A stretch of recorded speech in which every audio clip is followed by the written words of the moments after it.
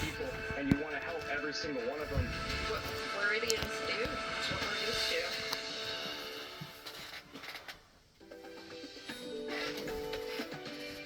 Just sad scenes there coming out of Florida. Thank you so much for joining us here on AccuWeather Weekend. I'm Bri Gay. And I'm also Constanzer. The destruction that has been left behind has been widespread across the state of Florida. We have seen, though, lots of customers gain their power back. However, there's still challenges with water around in some areas through the interior parts of Florida. Yeah, it's been a nasty situation there. Of course, we're going to continue to monitor that. But we do want to start you off with a quick look at satellite and radar, just to kind of get a feel of what's happening here across the entire country. Thankfully, in the southeast, it's dry right now. I know, Melissa, you do have some more updates on some moisture coming out of the south. Most of the action, though, that we see on the board is going to be across the northern tier. Yeah, new frontal boundary in town. That's going to change things across North Dakota, making it a little windy, a couple showers in Minnesota, and eventually a few rumbles of thunder in Chicago. So we'll look out for the changes as the numbers are going to be falling behind that. Yeah, that's really going to be the biggest change following this new storm, as it's going to bring temperatures down. Of course, you'll find more heat the further south you go. Still pretty hot across the southwest into the south central states. But our top story, nearly 2 weeks after Helene made a landfall in the Big Bend of Florida, people across the state are once again picking up the pieces after major Hurricane Milton. As the scale of the damage continues to come to light, CNN is reporting at least 17 dead here across multiple counties. Devastating storm surge, hundreds of water rescues, dozens of reported tornadoes, and triple-digit wind gusts have left Floridians reeling. Millions are still without power, and Florida faces major river flooding following Hurricane Milton's heavy rainfall. Plus, there are new areas that we're monitoring for tropical development for the middle and later parts of October. Further north, though, the cool air has arrived for the season, and it's bringing a chill for some as we go beyond the weekend. We'll tell you all about that later, but first we want to turn our attention to Milton's lasting impacts. Two major hurricane landfalls in 2 weeks have taken a toll on people's nerves and their wallets across Florida. It's a madhouse in there right now. They're out of water, they're out of toilet paper, generators. Piles of furniture, clothes, and belongings destroyed by storm surge and flooding from Hurricane Helene lined countless curbs along the Gulf Coast. We were very concerned about the debris because it's going to create projectiles, it's going to create battering rams. We got up as much as we possibly could operationally. Milton pushed a wall of water into Sarasota as it made landfall. Downtown streets were submerged in feet of storm surge in a matter of minutes. We already flooded from the last one, and it wasn't even coming at us, so we really don't know what to do. People who call this place home say this is usually paradise. They love living along Florida's Gulf Coast, but life near the water is becoming more risky and more expensive. It just seems the weather has been getting worse year to year. Before this storm, it was difficult for people to get insurance. The rates have skyrocketed. AccuWeather's preliminary estimate for the total damage and economic loss from Hurricane Milton is between $160 and $180 billion. Weeks earlier, Hurricane Helene slammed the Big Bend of Florida before causing catastrophic flooding in the mountains of the southern Appalachians. AccuWeather estimates the total damage and economic loss from Hurricane Helene is between $225 and $250 billion. In the mountains, they need that help still. They're still in, they don't have food, they don't have water, their houses are demolished, and they're not prepared for the hurricanes like Florida is. So, I don't know, my heart goes out, and we're just hoping for the best. And hoping to catch a break in a record-shattering hurricane season that is far from over. In Sarasota, Florida, for AccuWeather, I'm Bill Waddell. On sign of the destruction there, and we do know that obviously Helene created more than 100 fatalities. That's about $425 billion just in two major developments that started out as a tropical depression but wound up being a hurricane. That ain't counting all the fires. That ain't counting all the tornadoes that come earlier in the year. That ain't counting the dams busting up towards Minnesota with all the rains, all the flooding. And of course, we still have, what, 2.5 more, about 10 more weeks before the end of the year. This is astronomically costing the American taxpayers oodles and gobs of money. Hit Miami, Fort Lauderdale. Expect to have a few more showers as we head through today. Beyond that, though, Tampa dry and bright, 85 for that high. We should stay largely dry across the state of Florida, but there is easterly flow coming through, and that will mean that some of those showers will pop up as we head throughout the day. You can see some of that moisture, and like I said, southern Florida, that's where we'll have more of those showers and thunderstorms. If you're in Asheville, North Carolina, still trying to pick up the pieces in western North Carolina and parts of Tennessee, sunshine there for the day. We do have a great pattern here across the southeast as we head through Sunday. So the nice weather there will continue into tomorrow, and just a few showers. Central southern Florida is what we'll find there as we head to close out the weekend. Beyond that, let's talk about the tropics real quickly. We're tracking 2 areas, one in the Atlantic, not a huge concern if it can develop in the next couple of hours. The other one is a little bit closer to home across the Caribbean, and that is what we'll be talking about as we head into this upcoming week here, this next week, I should say, following that. All right, let's talk about what's going on in the Northeast, because there's cool down. Yeah, I mean, Melissa, you can already see the beginnings of those changes here being felt in areas like Minneapolis, Chicago. Highs going to be in the 60s, where There's a cool down. It's going to get down Wednesday or Thursday here, 37 at night. Wednesday, 38 at night. High 66. And now we're starting to fall into a little bit of the normal range of where we should be this time of year. But then again, we don't never know if it's going to pop back up and be abnormal again, which it usually does. So enjoy the weather that we're having right now regarding the warmth, because the coolness is coming down, and maybe that will help to influence the development of another hurricane or two that could formigate into the Gulf. Maybe. We don't know.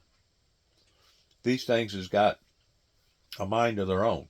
They do whatever that they do, and I still put a lot of emphasis upon the spirituality realm of it, of us being attacked again and again and again, just like the Bible talks about, that Satan will come down in great wrath because it or he knows his time is short. I personally believe that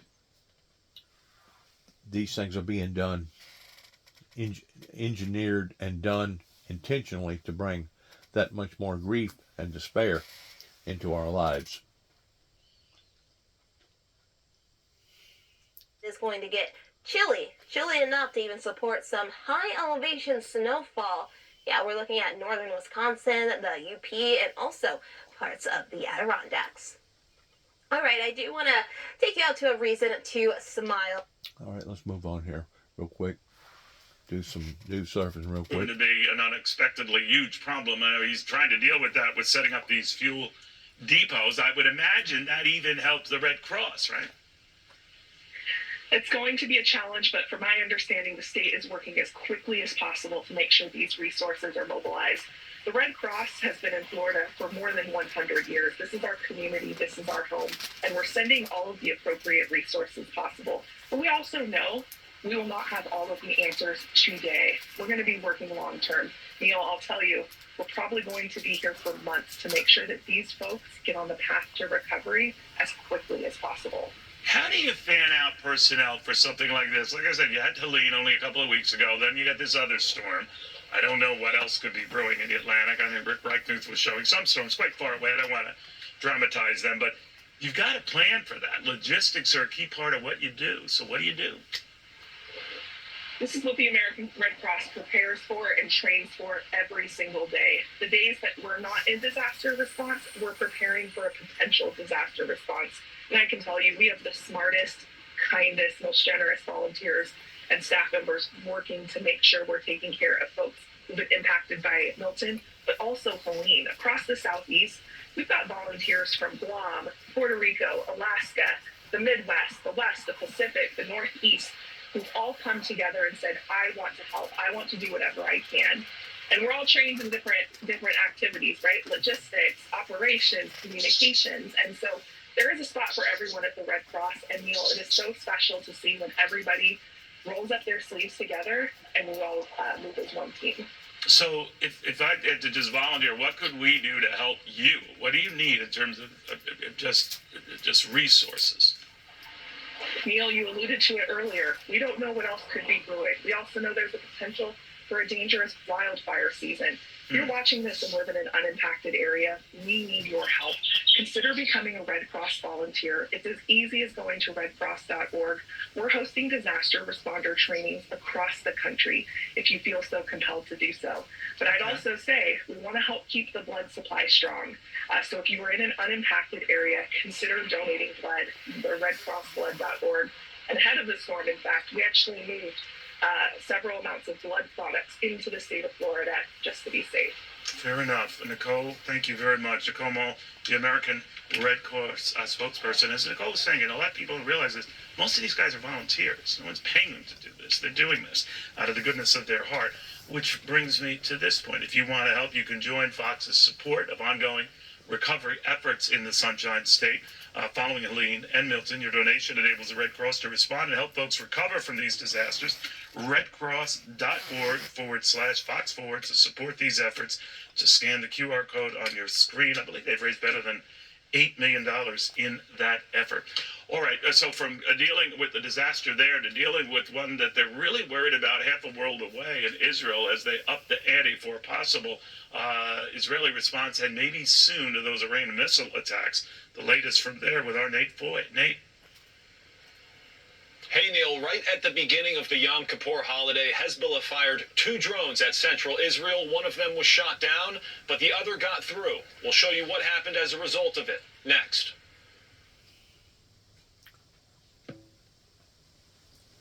See, those are all man-made catastrophes versus This is the savings under you. So I get the same fascinating versus catastrophes that basically are natural catastrophes. Trainings across the country. And it's really sad that we live in a society right now where people are adding insult to injury that has this type of power.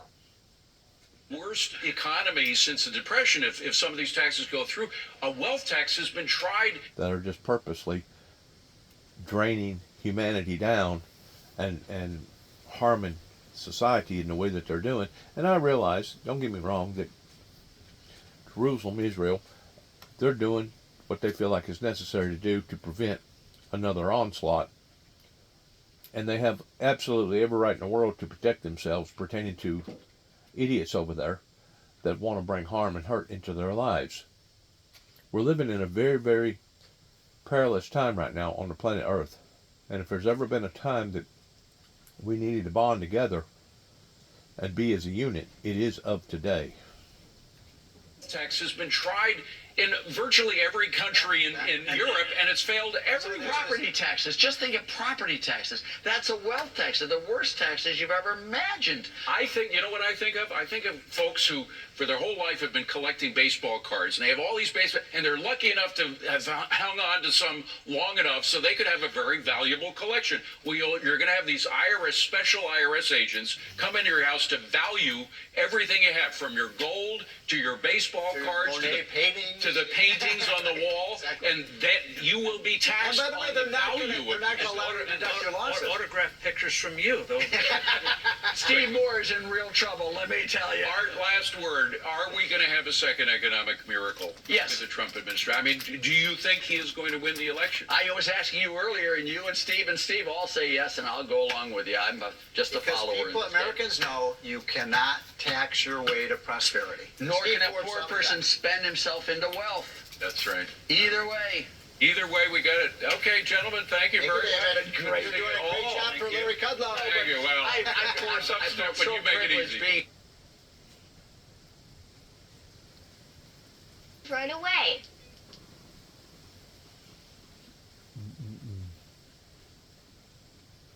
Are going to try aliens.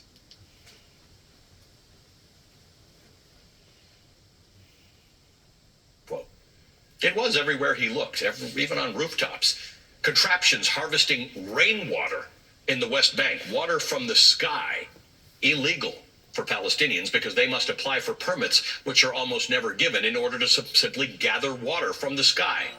Spell out the injustice in the system. Quote, on seeing these cisterns, it occurred to me that Israel had advanced beyond the Jim Crow South and segregated not just the pools and fountains, but the water itself. And more, it occurred to me that there was still one place on the planet under American patronage that resembled the world that my parents were born into, end quote. In the book, The Message, Coates also describes visiting Africa for the first time, touching down in Dakar, Senegal. Coates could feel the land asking him, what took you so long? But Coates had already been there, in a way. And he learns that when a young woman tells him she's working on a dissertation based on his books, it leaves him in awe. Quote, there I was on the other side, among family divided from each other by centuries. I had come back, but my own writing had gotten there first, end quote. That's why Coates refers to his books as his children. They go out into the world. They live their own lives, affect readers in a unique way. And that's why we, us, must be careful and daring in the stories we tell. Because stories affect the way people think. If politics is the art of the possible, it's words and stories that expand what's possible. Coates writes, quote, the cradle of material change is in our imagination and ideas. And whereas white supremacy, like any other status quo, can default to the cliched claims and excuses for the world as it is, we have the burden of crafting new language and stories that allow people to imagine that new policies are possible, end quote. Ta-Nehisi Coates is with me right in here in studio, and he's going to join me right after the break.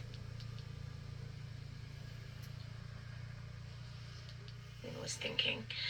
And region is reflected with more U.S. involvement, with U.S. troops launching airstrikes on several ISIS camps in Syria, while Israel faces threats from several directions, including Syria, where a drone was launched overnight and landed in an open area in northern Israel. We'll send it back to you, Neil. All right, Nate, be safe, my friend. Good reporting. As always, you know, we've shipped Nate all over the world, all danger zones, and he goes, and he doesn't even, even blink about it. All right, in the meantime, we told you a little bit about these storms in the United States, and you probably... War correspondence in areas that are being ravaged right now is absolutely essential in identifying the truth and what's actually occurring and why it's occurring, and if there can be some sort of a reasonable resolve rather than go to the extremes of killing each other, butchering each other. I commend anybody, any reporter that is a news correspondent reporter in going to places basically endangering their own lives. You probably might be wondering, okay, how is the link between what you just said about Nate and the Middle East have to do with what's going on there? Well, the active involvement of soldiers to help people out in a state that's been torn to pieces after this. In other words, one is just as essential as the other in having Homeland Security defenses to be able to monitor and help in situations like this, because the truth is important and people's lives are important, and what happens and how it happens is important in historical facts, so that maybe we can learn from our mistakes and not make the same ones again. These catastrophes all over the world are mind-blowing. Absolutely mind-blowing.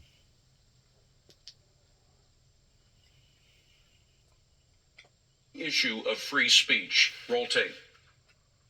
If the platforms, whether it's Facebook or Twitter X or Instagram or TikTok, whatever they are, if they don't moderate and monitor the content, we lose total control. Okay, we lose total control.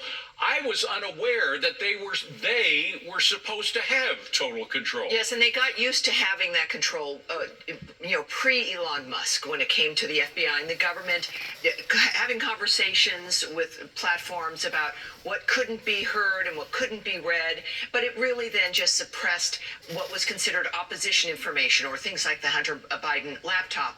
Her arguments now are about violence and sexual child abuse, etc., which, platforms are, work on to try to moderate that, but their argument still is that there has to be more because there's so much danger involved. But I think we understand that that's just really an excuse, right? The internet and certainly social media, especially under Elon Musk, is really making sure that Americans are hearing and seeing all information. I think that that's the valuable part of this, is that you can't vote and make a decent decision without being fully informed. And that's where our democracy really comes down, is being able to vote and make decisions about our government by having, and Rich, you have all the information. She doesn't care so much about being fully informed. She wants people to be informed just by the things she thinks are important or she thinks are right, which, as we found out from X under Elon Musk's control, is not necessarily what was said in the past, either under Twitter, Facebook, or whomever you're talking about. I mean, there is going to be, if Kamala Harris is president, there is going to be a whole full-scale alert to anybody controlling a social media company, whether it's Elon Musk or anybody else, that they have to do what the other people say. Yeah, well, one of the reasons they hate Elon Musk, right, is he has this hugely influential social media platform, maybe more influential than ever, and he's running it on basically free speech principles, which is not, as Tammy points out, is not the way these things were going. They're all tilted one way. And look, Hillary is a washed up politician, but we saw the current vice presidential nominee on the Democratic side in that debate spouting anti-free speech cliches, right? Hate speech isn't protected by the First Amendment. Yeah, it is. It might not be a great thing to say or think, but it is protected by the First Amendment. And this old chestnut cliche that you can't yell fire in a crowded theater, this is all wrong. That was, 100-year But it's how you define fire, Rich. That's the point. They're claiming that if you say anything that disputes all of the rhetoric going on about climate change, that's yelling fire They've in a laid crowded out the party line, and if you dissent, you're misinformation. That's how it works. Yeah. Then we have, from Donald, we're pretty clear about Donald Trump, what he believes, because we saw his 4 years as president. We're still not clear about what Kamala Harris is or what she might do. She claims she's going to do things completely the opposite of what she said she was going to do 2 years ago or more. She's going to be on 60 Minutes tonight. We already have a clip of that. Roll that tape and get Tammy to respond. Well, Bill, the work that we have done has resulted in a number of movements in that region by Israel that were very much prompted by or a result of many things, including our advocacy for what needs to happen in the region. Do you understand anything? No, I didn't. I did not understand that. It's like the refrigerator word game where you've got magnet words and they go around. A couple are missing. But the energy that you could see, that she needed to say words that mattered, but not in a way where they meant anything. And how difficult is it just to say we support Israel? We support the Jewish people around the world. This is obscene. It was a massacre, right? This is the anniversary. How difficult is it to say that you support the Jewish people with a millennial, 2 millenniums of a history of trying to exterminate those people who've never become victims because of their point of view regarding education and the future and what matters? She couldn't do it. I want Rich on the aspect of dealing with the incredibly complex world that we have now, made even more so by some bad policy decisions. You know how Trump's going to do it because he's done it in the past. Let's go back over here real quick. Right here. The community. General, if you don't mind my switching gears, but paying attention, it's Yom Kippur now, and of course, everyone waiting to see Israel's response to Iran. So far, no response just yet. Iran has put out this warning to other nations who might participate in that or condone or support it, that they won't forget that. That's a clear threat. What did you make of all of that? Well, I think Israel has to continue to do what they're doing. I think, as you know, Neil, We've supported the Iranian regime, which has really just pumped in all that money we gave them into Hezbollah, Hamas. So Israel's not just doing a favor for themselves, something that they have to do.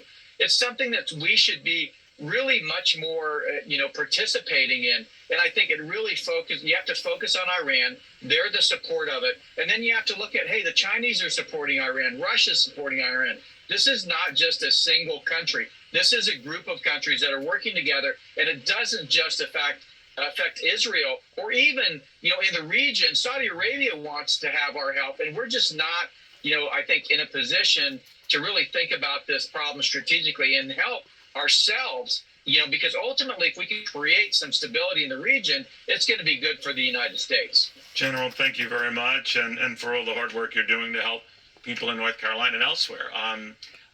You're the real deal. Brigadier General Rob Spaulding on all of that. Throughout the day, we will be keeping track of rescue efforts going on, not only in the United States to deal with this, but ongoing threats about this growing war that could happen and widen in Israel. And always, with these natural disasters, keep in mind that as horrific as they can be, they invariably show the resilience of the American people, not only those affected, but those who want to help them out. That Absolutely. is our core. With no political labels, we just say help is on the way. Absolutely. And we are here. And so is Fox. And we continue. Where are you headed? I don't know about Fox. I think he's kind of advertising for the company myself. She did it to keep. I don't think that's accidental. I think people understand the need to control the flow of information. I think that is a significant force whenever you want to exercise power. Look, when we had slavery in this country, there was something called the gag rule, that forbid the conversation, around slavery on the House and the Senate floor. And that's because people knew that if you started talking about this stuff, if people, dared to think of black people and enslaved black people as human beings, we would have serious problems. The system needs information to be controlled, information to be restricted. And that's happening right now. In fact, Israel for a long time did allow a lot of voices, and in Israeli media you often get it, but the Al Jazeera offices in Israel proper have been closed by the government. So the information... And kicked out of the West Bank, right? Out That's of correct. Ramallah. Yeah. Thank you for joining us. Good to see you. Thank you so much. Ta-Nehisi Coates is the English Department Chair at Howard University. He's a contributing editor at Vanity Fair, best-selling author of numerous books, including his latest, The Message. All right, before we go, a quick note for those of you in Toronto and Orlando. I'm returning home this coming Tuesday, October 15th, to take part in the Ramsey Talks at Kerner Hall. I'll be...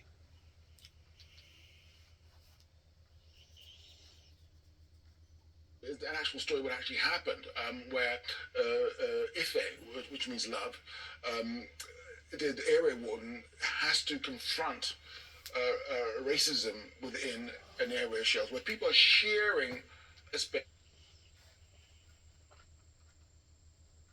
Visit Superbeats. You can show your gratitude as well when you call the number. Is it?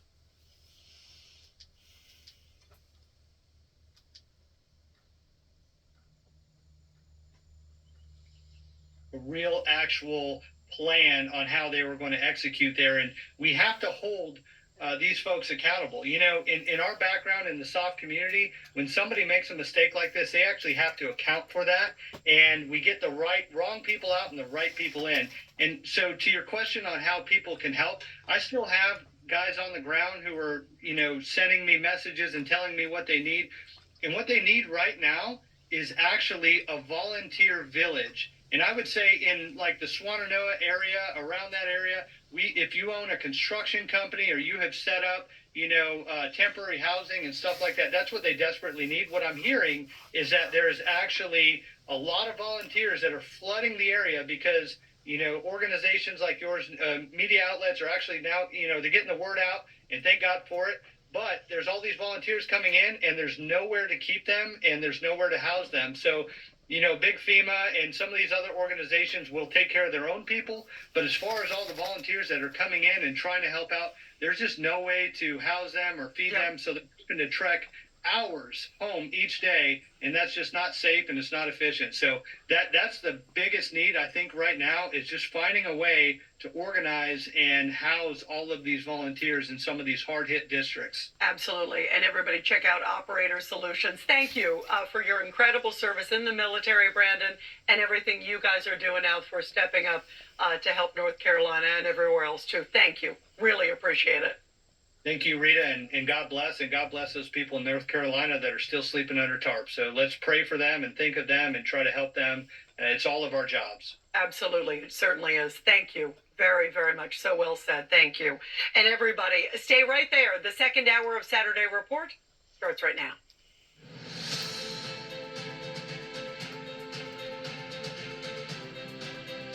Now, what he just said made a lot of sense pertaining to all the volunteers.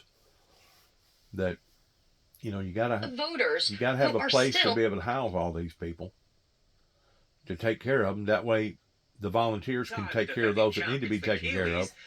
But if you can't take care of the people that's coming in as volunteers to take care of the people that need taken care of, then what do you got? You got total chaos. If you look off into the distance, you can see those blue tarps. Well, that is from the tornado that ripped through this neighborhood, making the road to recovery for folks here very long and off into the distance. Now, in total, the state issued more than 100 tornado warnings that day. That is a record.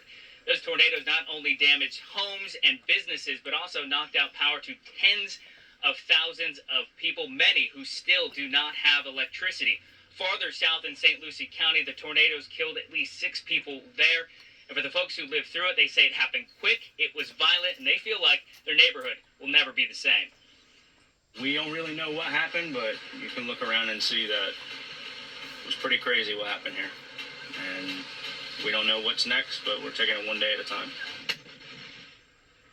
Now, in Central Florida, it's flooding that had the biggest impact. As much as 16 inches of rain fell in certain areas, leading to several high water rescues after people became trapped in their homes. But it might not be over just yet, as some neighborhoods dry out. All of that floodwater is naturally funneling into nearby lakes and rivers. However, those large bodies of water are already at peak levels, so officials are urging folks to get sandbags and prepare to, once again, possibly evacuate, as flooding could happen in some of these neighborhoods hit by the hurricane once again several days later. But one thing is for certain, Florida is a very resilient state. We have seen so many people out and about helping each other out, neighbor to neighbor, trying to clear storm debris, just trying to get everyone back on their feet. Anita? Yeah, well, that is so heartening to hear, and, you know, that is what it takes to get everybody back on their feet. Jeff Paul, live in Cocoa Beach for us. Jeff, thank you. The type of flooding that they're talking about after the storm is basically left, and now you've got creeks, rivers, you've got waterways, etc., that are taking on all the leftover water. I kind of use the scenario as a silent killer, because they was talking on the news, I didn't realize this, that after a storm is over with, you'll be surprised how many people that die because they fell into a hole and didn't realize that the water was that deep, or they touched something that causes a bad infection, and the next thing you know, they die of the infection because maybe they're diabetic or whatever, and they don't heal like they should. Or people touch power lines that are still got electricity attached to them. I could not believe, in listening to the report that I heard, of how many people get injured and get killed after the aftermath of a storm. In which it makes sense, because whenever you have a displaced environment around you, and everybody now is trying to pick up the pieces, now you have people taking risks. And as you're taking risks, you're going to also raise the possibility of people getting injured or killed.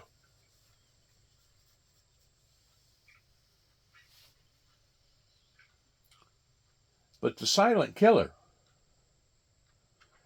where your creeks and your rivers and your low-lying areas now are filling up, some of those areas probably won't crest until another day or two.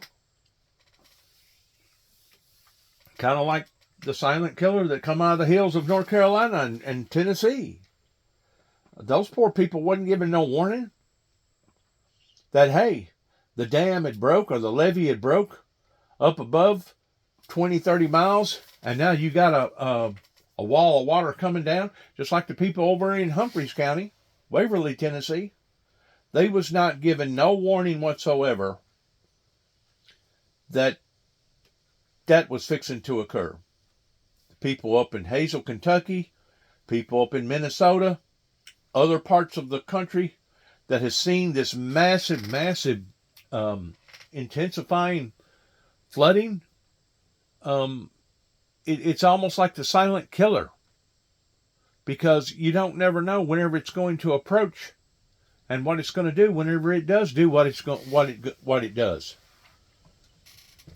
Once again, this is all to me part of the response that Christ said to flee into the mountains. And he wasn't just talking about going to the valley of the mountain. He wasn't talking about going into the side of the mountain, but flee into the mountains whenever you shall see these things occurring. In other words, get on high ground. And if you think things is bad now regarding the flooding, hang around. Hang around. Because the rate that the icebergs is melting on the north and the south poles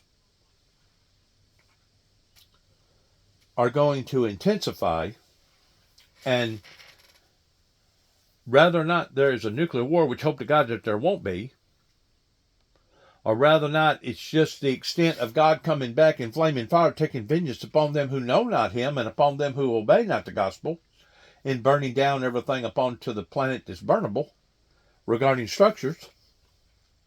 Hurt not the trees, hurt not the oil pertaining to the ground, but everything else bring destruction to. If you think things is bad pertaining to the meltization of the icebergs right now, you ain't seen bad. We're talking about the end of the world as we know it. You can get on all your spacecrafts. You can have all the ideals that you want towards going and living in Mars or Venus or mining the moon or whatever. And to me, those are all fictitious ideals. It's fictitious. And I've known for quite some time it wasn't that humanity was concerned about leaving planet Earth and finding life beyond our life, but they was basically concerned about being able to create a new Genesis by finding somewhere that could sustain life.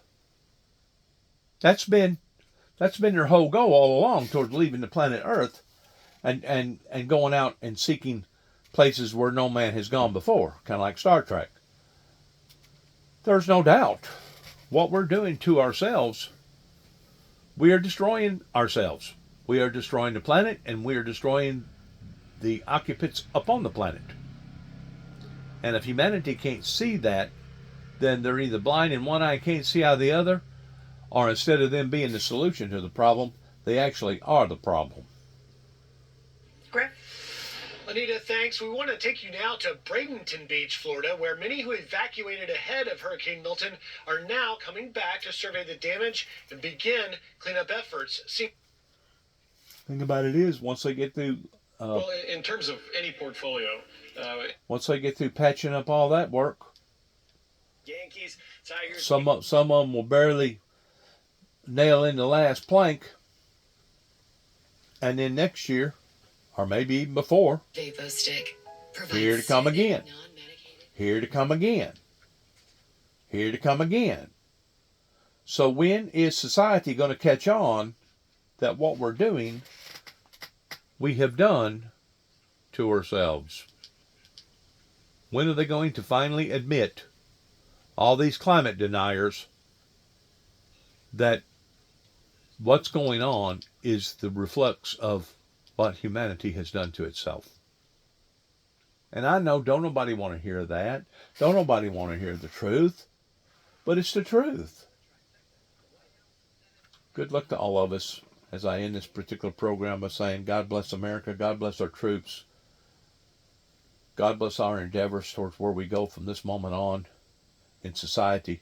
towards trying to bring forth a better world rather than destroying the old one. God bless and shalom.